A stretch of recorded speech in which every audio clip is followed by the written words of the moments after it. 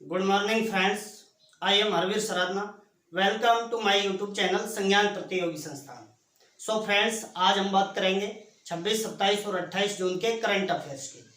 यदि फ्रेंड्स आप चैनल पर नए हो तो चैनल को सब्सक्राइब करें, बेल आइकन को प्रेस करें और वीडियो को शेयर करते रहें।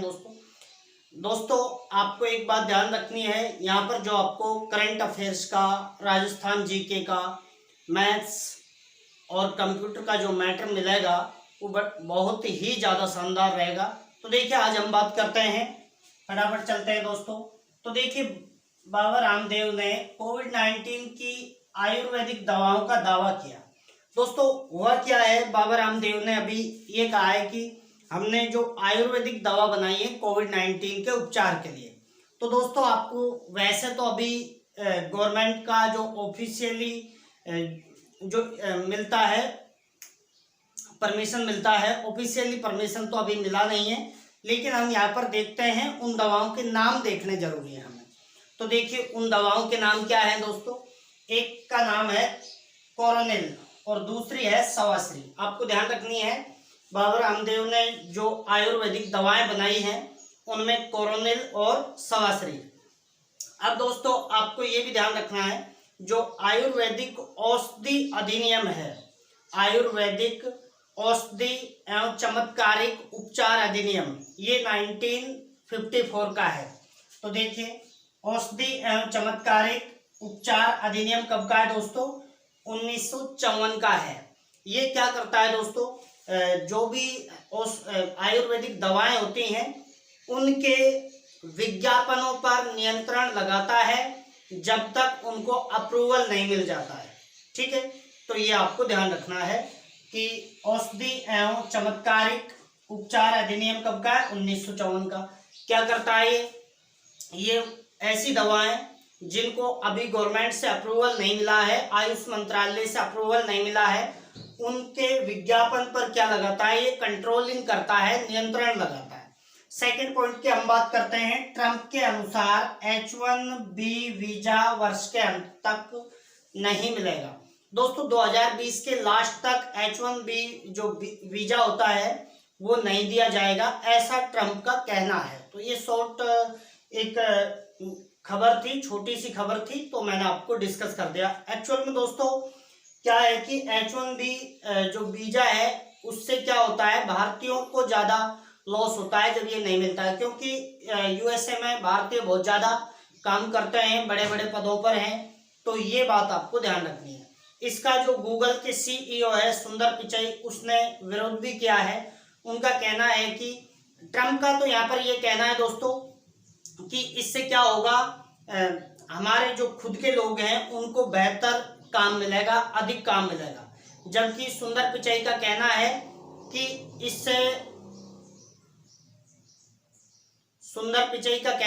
इससे हमें ये नहीं देखना चाहिए कि हमारे देशवासियों को काम मिलता है या नहीं मिलता है।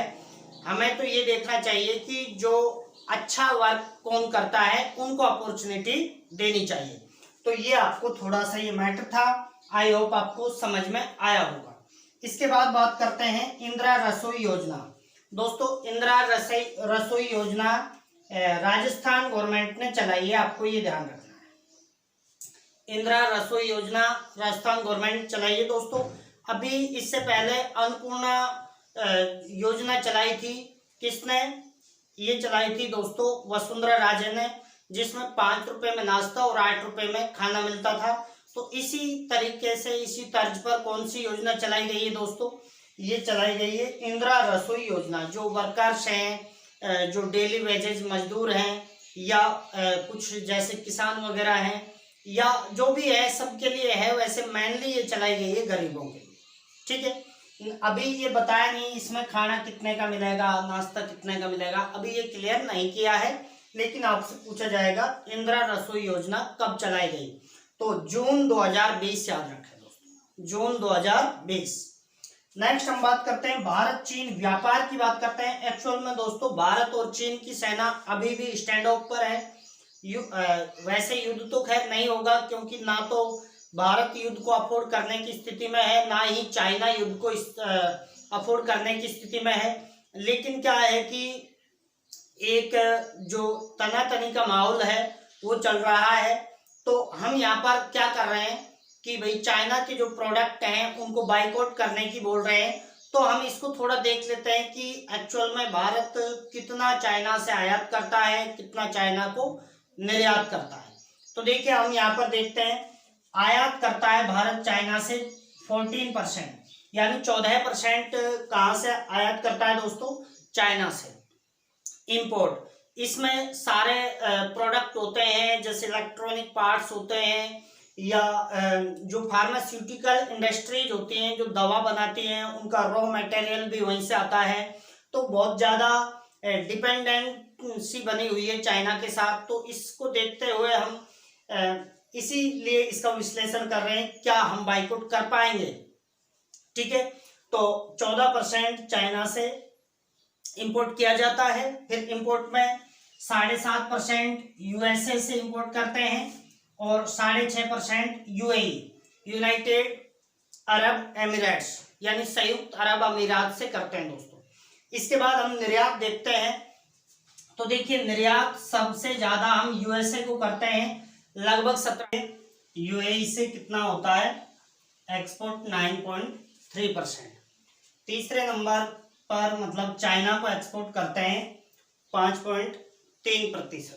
तो देखिए ये आयात का स्थिति है। आयात हम सबसे ज्यादा किससे करते हैं? चाइना से। जबकि निर्यात सबसे ज्यादा किसको करते हैं? अमेरिका को।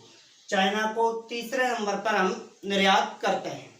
इसके बाद हम देखते हैं दक्षिण चीन सागर की स्थिति देखते हैं दोस्तों।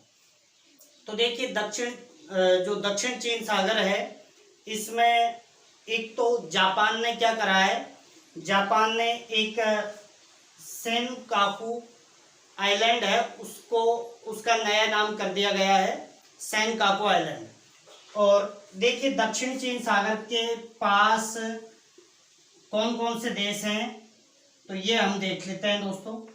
एक तो देखिए वियतनाम है यहाँ पर, इधर मलेशिया, ब्रुनई, फिलीपींस, ताइवान, और उत्तर में क्या है दोस्तों? चाइना है। यानी चाइना के दक्षिण में ये सागर है, इसलिए इसे क्या कहते हैं? दक्षिण चीन सागर। तो यहाँ पर इसकी काफी इंपोर्टेंसी है दोस्तों दक्षिण चीन सागर की। कैसे? देखिए विश्व का टोटल जो व्यापार होता है उसका 1/3 व्यापार यहीं से होता है, ट्रेड। ये अंकटाड की रिपोर्ट है दोस्तों, United nation conference trade and development. ठीक है, तो अंकटाड के अनुसार 1/3 जो दुनिया में टोटल व्यापार होता है, देखिए 1/3 तो व्यापार होता है यहाँ से वर्ल्ड का टोटल, और वर्ल्ड का 1/3 ही यहाँ पर जैव विविधता पाई जाती है दोस्तों। और ये मछली उत्पादन की दृष्टि से भी काफी इम्पोर्टेंट है। और यहाँ पर एक पार्शियल द्वीप है, वो भी क्रूड ऑयल की दृष्टि से काफी इम्पोर्टेंट है। तो ये चीजें आपको समझ आई होगी कि दक्षिण चीन सागर का महत्व इतना ज्यादा कैसे। नेक्स्ट देखते हैं अंतरराष्ट्रीय ओलंपिक दिवस। तो दोस्तों अंतरराष्ट्रीय ओलंपिक दिवस कब मनाया जाता है? हर वर्ष 23 जून को मनाया जाता है।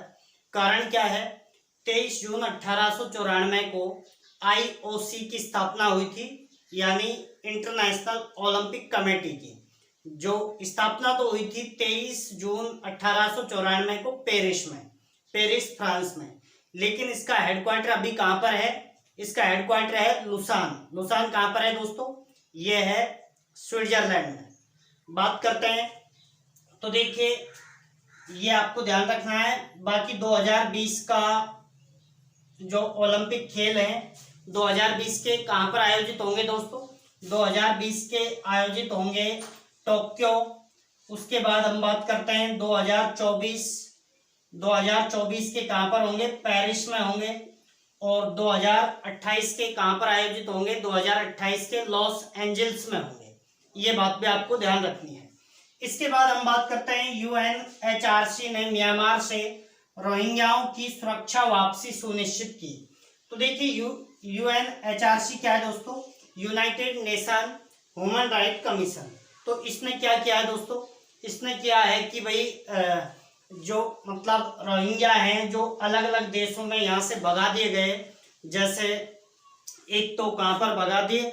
भारत में, बांग्लादेश में, इस तरीके से अलग अलग जगह जो पहुंचा दिए हैं, उनको वापस बुलाने के लिए UNHRC ने प्रेशर दिया है म्यांमार पर। ठीक है, तो ये आपको ध्यान रखना है। बात करते हैं दोस्तों, तो म्यांमार में ये कौन से क्षेत्र में रहते थे? ये रखान क्षेत्र में रहते थे, तो ये आपको याद रखना है। उसके बाद हम नेक्स्ट खबर की बात करते हैं। तो देखिए, उपराष्ट्रपति M वेंकैया नायडू, PM यानी प्राइम मिनिस्टर नरेंद्र मोदी जी, और बात करते हैं गृह मंत्री अमित शाह, इन्होंने जो अपने स्वतंत्रता यानी जो डॉक्टर श्यामा प्रसाद मुखर्जी हैं, उनकी पुण्यतिथि पर श्रद्धांजलि दी। ठीक है, तो ये डॉक्टर श्यामा प्रसाद मुखर्जी कौन थे दोस्तों?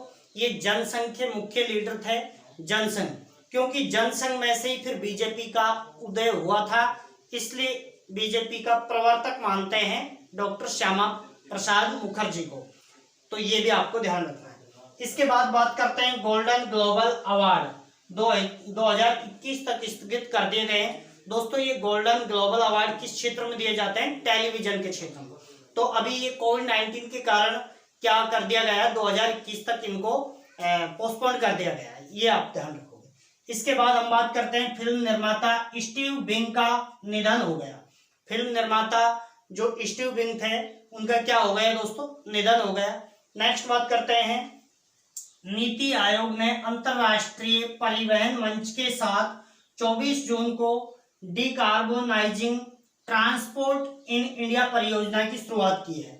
तो दोस्तों, नीति आयोग ने जो अंतरराष्ट्रीय परिवहन मंच है, उसके साथ कौन सी योजना की शुरुआत की है? डिकार्बोनाइजिंग ट्रांसपोर्ट इन इंडिया, यानी जो कार्बन का उत्सर्जन होता है उसको कम कैसे किया जाए, इसके ऊपर ये योजना शुरू की गई है।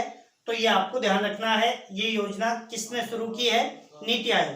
बात करते हैं नीति की, तो देखिए इसका फुल फॉर्म होता है national institute of transforming India. ठीक है दोस्तों, और इसका फॉर्मेशन हुआ था दोस्तों 2015, 1 जनवरी 2015, लेकिन इसने कार्य करना स्टार्ट किया था 1 जुलाई 2017 से। अभी इसके जो अध्यक्ष हैं वो राजीव कुमार हैं दोस्तों, सॉरी, अध्यक्ष तो प्राइम मिनिस्टर होते हैं तो नरेंद्र मोदी जी हैं, उपाध्यक्ष राजीव कुमार हैं, और इसके CEO भी ध्यान रखना आप, वो अमिताभ कांत हैं। योजना आयोग के स्थान पर ये लाया गया था। इसकी मुख्य भूमिका है थिंक टैंक की भूमिका निभाना, यानी सुझाव देना। ठीक है, नेक्स्ट बात करते हैं हम, KVIC ने पोखरण पोर्टल को बहाल करने के लिए मतलब पेशकश की है दोस्तों। KVIC क्या है? खादी विलेज इंडस्ट्रियल कॉरपोरेशन, यानी खादी एवं ग्रामोद्योग निगम। ठीक है, इसने क्या किया है दोस्तों?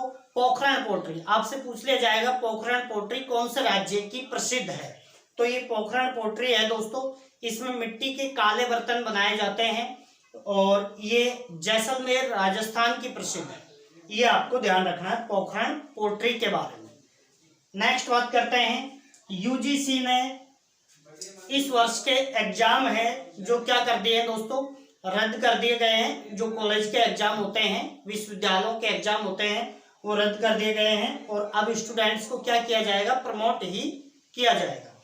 UGC की हम बात करते हैं, तो दोस्तों UGC का जो फुल फॉर्म होता है वो क्या होता है दोस्तों? University grant commission. तो देखिए UGC क्या है? यूनिवर्सिटी ग्रांट कमीशन, यानी विश्वविद्यालय अनुदान आयोग। देखिए UGC एक्ट तो आया था दोस्तों, UGC एक्ट तो आया था 1956 में, लेकिन UGC की स्थापना कब हुई थी दोस्तों? स्थापना हुई थी UGC की 1953 में हुई थी। 1953 में UGC की स्थापना हुई थी। बात करते हैं इसमें, तो इसका हेडक्वार्टर कहाँ पर है दोस्तों? हेडक्वार्टर है न्यू दिल्ली में है, यानी नई दिल्ली में है। ये भी आपको ध्यान रखना है। ठीक है, तो ये चीजें आपको पता होनी चाहिए। इसके बाद हम नेक्स्ट बात करते हैं, तो देखिए MCC के नए चेयरमैन नियुक्त किए गए हैं, तो एमसीसी क्या है दोस्तों? Marylebone cricket club. ये कहाँ पर है? मैरीलेबोन क्रिकेट क्लब है दोस्तों, इंग्लैंड में। जबकि मेलबोर्न कहाँ पर है? वो ऑस्ट्रेलिया में है। तो ये एमसीसी मैरीलेबोन है, ठीक है, ये याद रखना है आपको। और इसके अभी अध्यक्ष थे कुमार संकारा, लेकिन अभी क्या हुआ है दोस्तों? पहली महिला अध्यक्ष नियुक्त की गई है, उसका नाम क्या है? Claire Connor. तो ये आपको याद रखना है। कारण क्या है? मैरीलेबोन क्रिकेट क्लब की पहली महिला अध्यक्ष नियुक्त की गई है, क्लेयर कॉनर। तो ये आपको याद रखना है। इसकी देखिए दोस्तों, ये जो एमसीसी है ये कब बना दिया गया था? 1787 में। ये भी आपको याद रखना। नेक्स्ट बात करते हैं। अभी सारी खबरें हैं जो छोटी वाली हैं दोस्तों। तो देखिए, वाणिज्य एवं उद्योग मंत्रालय ने मूल देश अंकित करना अनिवार्य किया। तो दोस्तों, जो जैम जो योजना है उसके तहत जैम पोर्टल है, उस पर कोई भी प्रोडक्ट है, मान लीजिए जैसे कोई कंप्यूटर है, तो कंप्यूटर पर क्या है? मेन जो देश है, मूल देश है, ओरिजिन जो देश है, उसको अंकित करना जरूरी है कि कौन से देश का इसमें कितना प्रतिशत शेयर है। जैसे 50% है या 55% है, इस तरीके से मूल देश अंकित करना वाणिज्य एवं उद्योग मंत्रालय ने क्या कर दिया दोस्तों? अनिवार्य। जैम की बात करते हैं तो ये शुरुआत हुई थी दोस्तों 2016 में। ये क्या है दोस्तों? ये एक पोर्टल है, जिस तरीके से स्नैपडील है, फ्लिपकार्ट है, वॉलमार्ट की ही कंपनी है फ्लिपकार्ट, फिलहाल अमेजोन है। इस तरीके से ये क्या गवर्नमेंट कंपनी आप समझिए, ऑनलाइन कंपनी, ठीक है। तो देखिए, ये है गवर्नमेंट ई मार्केट प्लस।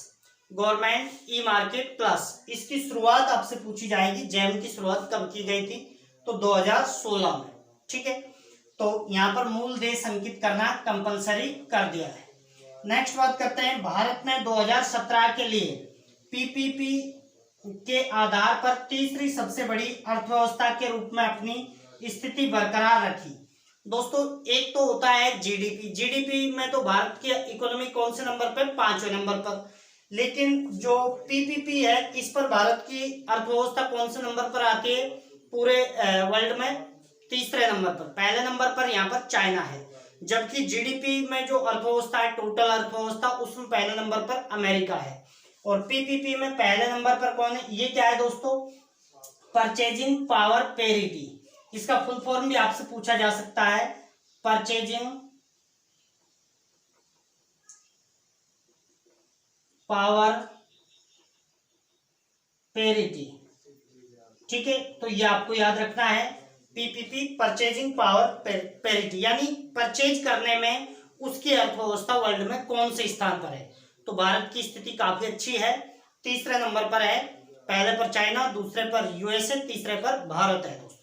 बाकी जीडीपी में बात करते हैं तो जीडीपी में जो अर्थव्यवस्था है टोटल, उसमें पहले पर कौन है दोस्तों? यूएसए है, दूसरे पर चाइना है, तीसरे पर कौन है?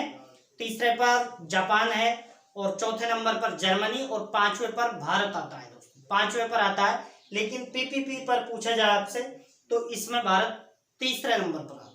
नेक्स्ट बात करते हैं। वसीम जाफर को उत्तराखंड का क्रिकेट कोच नियुक्त किया है दोस्तों। तो ये आपको ध्यान रखना है डायरेक्टली कि भाई उत्तराखंड के क्रिकेट कोच हाल ही में किसे नियुक्त किया गया है? वसीम जाफर को। बात करते हैं उत्तराखंड की, तो दोस्तों यहाँ पर त्रिवेंद्र सिंह रावत हैं, वो सीएम है।